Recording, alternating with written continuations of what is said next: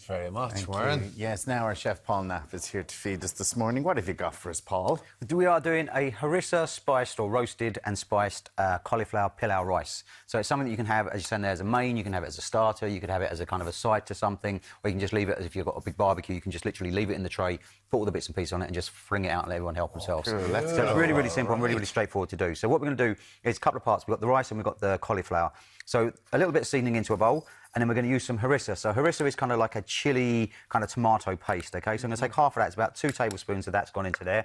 And then what I've got is a couple of cloves of garlic has gone into here as well. Spicy enough, harissa? There's a tiny little tickle, but not too much of a kick, Yeah. do you know what I mean? You know that the heat is there, but it isn't something that's going to overpower the dish. Okay. And then we're going to put in there as well is just a nice little bit of olive oil. And all that's going to be is that's going to be the coating for our cauliflower there. So all I've done is I've taken the whole cauliflower, and if you get one of those... cauliflower. it's beautiful, yeah, it's really, really nice. Because cauliflower needs something, doesn't it? Oh, yeah. You just can't... Like, Even if you just boil it, it's like... Don't boil it, just literally into the florets, a little bit of oil, some salt, and then just roast it. And it goes like kind of really crispy on the outside, and you get a really crunchy. lovely little nutty flavour off it. It's really, really nice. Do you know, you can put it on the barbecue as well and really char it. Yeah, so what I've done is I've cut these into florets, but also as well, you know those nice little leaves on the outside? I've kept them and cut them down. Oh, right, and also the okay. core in the middle, I've taken that, I've cut that in half, and I've cut that really, really nice and thinly. You can use that raw in like coleslaws and stuff like that if you wanted to as well. So literally there's zero waste with that cauliflower there.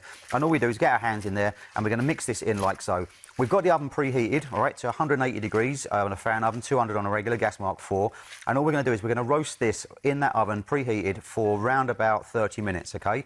So we're going to par-cook this in the oven first of all. It's going to get itself nice and crispy and brown and all those other bits and pieces. And then we're going to add that into the rice later on, and we're going to cook that in the oven. Would you add more harissa on that? You can. Would you cover it? You can, like, this is enough, really, because, like, again, I'm cautious of the people that I'm going to be feeding as well, do you know what I mean? Because some of them are a bit fussy, you know what I'm saying? So sometimes it can be a bit too hot and a bit too cold. But if you, all I say is this is a guide, so if you want to turn up the volume on the heat, then do it yourself, like, do you know what I mean?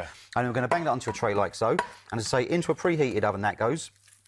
And we're just going to chuck that in for, as I said there, 30 minutes. And then what we will do is we'll worry about that in a second. So that goes in there. You see, if I thought 30 minutes, I thought I was going to burn them totally, where it was totally burned.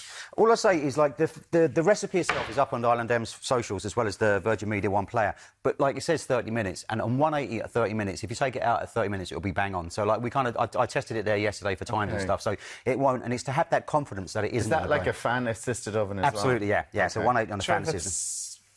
Have a look at it after 20 minutes. So for the rice, we're going to cook this in a kind of spiced broth. So the other half of the harissa paste, there's another 2 tablespoons of harissa paste gone into there. So there's going to be enough of harissa in this. It's going to be a nice little kick on it, but not too much.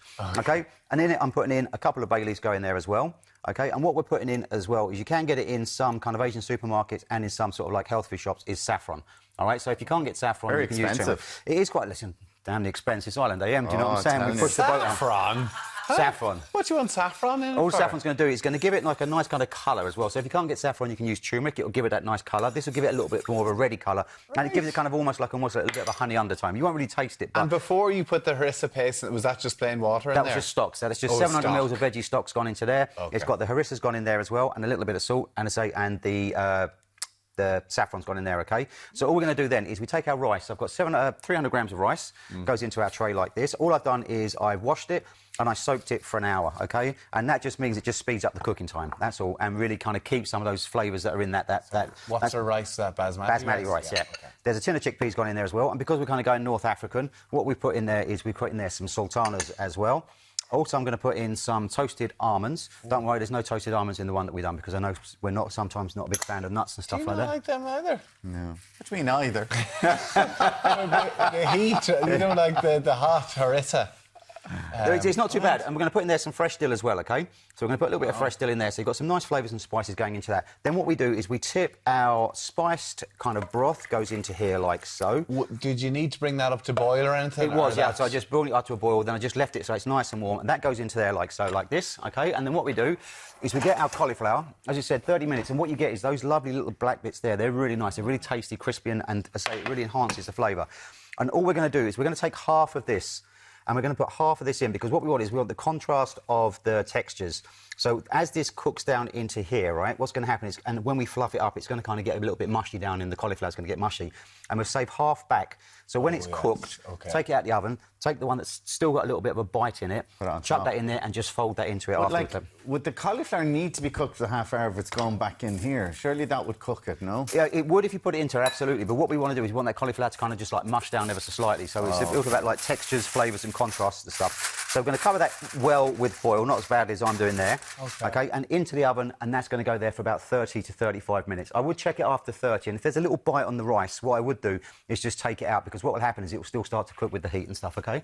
So we're going to bang that into the oven, and I can leave that in there for 30 minutes. Oh, I'm looking forward to this. Yeah, it's very interesting.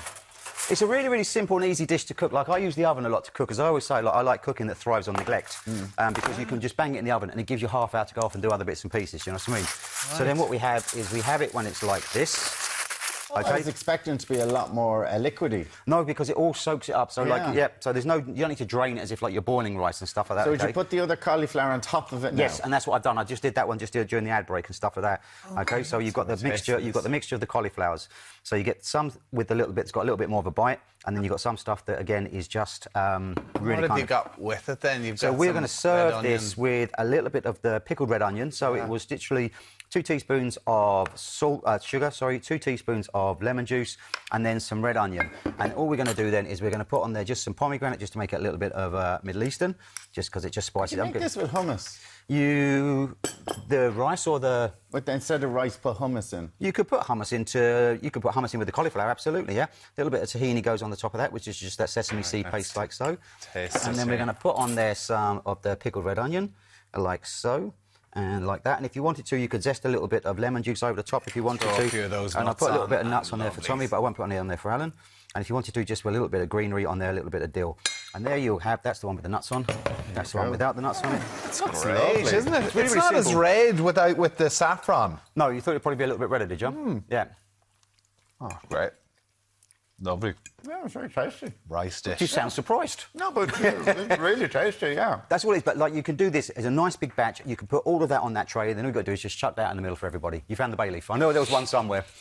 You got mouthful of bay leaf. Yeah. okay. Chef's tip, take your bay leaf out when you're doing it. You're staying with us. We'll see you later on. No Thank worries. you Thanks so very much, guys. Now coming up, some seasonal science to keep the kids happy for Easter. See you after this quick break.